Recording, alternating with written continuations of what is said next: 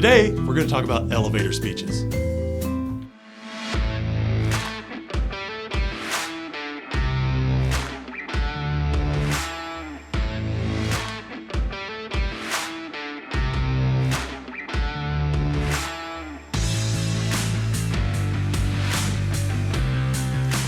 All right, some of you might be asking yourself, what in the heck is an elevator speech? Some of you might live in communities that don't even have elevators. That's not really the point.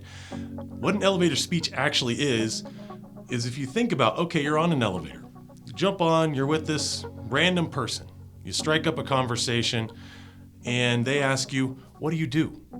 Well, you don't have a lot of time. You're gonna get off the next floor. This person, who knows where they're going. So you have 30 to 45 seconds to convey what you do for a living, what you're passionate about, whatever that is.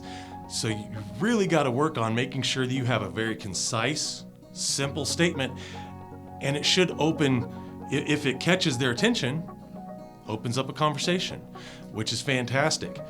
So elevator speeches are simple, because they have to be. Let me give you an example of my elevator speech. Do not steal it. I know where to find you.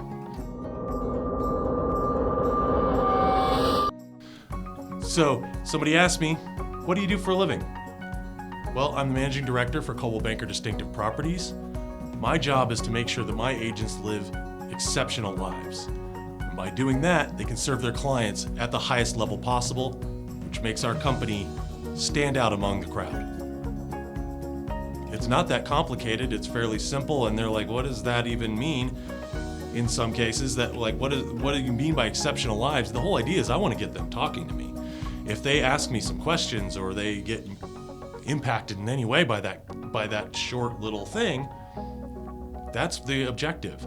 So think about what is the most concise way that you can explain what it is that you do for your clients in 30 to 45 seconds or less. Beat that up, get with another partner, get with a couple of people, role play that whole thing. Beat that thing up till you know that it's exactly what you want to say. And you may even have 2 or 3 different kinds of elevator speeches.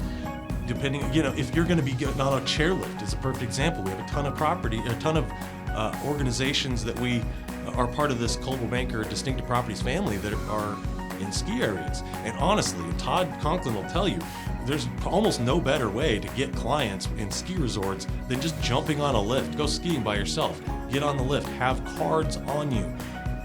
Person asks a question, you give them your elevator speech, and they're a captive audience, so they're probably going to ask you more questions. But remember, they don't ask you questions, ask them questions. Get them talking about themselves. That's going to build rapport. Another way to get more clientele. And honestly, for you folks in those ski resort towns, going skiing for work, I mean, come on, that's awesome. If you've got any questions about elevator speeches, if you've got any questions on how to maybe refine yours or really kind of struggling with where to begin, reach out to your managing director, reach out to your sales managers, your OMs. They'll get you in touch with the right person if they're not the right person to answer those questions. Just don't be afraid to ask. We're here to help. Thank you for your time.